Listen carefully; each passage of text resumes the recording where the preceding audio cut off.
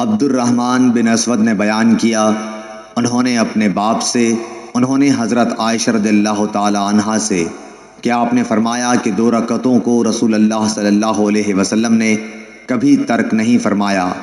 پوشیدہ ہو یا عام لوگوں کے سامنے، صبح کی نماز سے پہلے 2 رکعات اور عصر کی نماز کے بعد 2 رکعات۔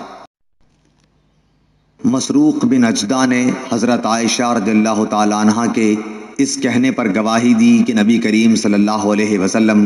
جب بھی میرے گھر میں عصر کے بعد تشریف لاتے تو 2 رکعت ضرور پڑھتے۔ ابو الملیح عامر بن اسامہ حضلی نے بیان کیا کہ ہم ابر کے دن ایک مرتبہ بریدہ بن حصیب رضی اللہ تعالی عنہ صحابی کے ساتھ تھے، انہوں نے فرمایا کہ نماز سویرے پڑھا کرو،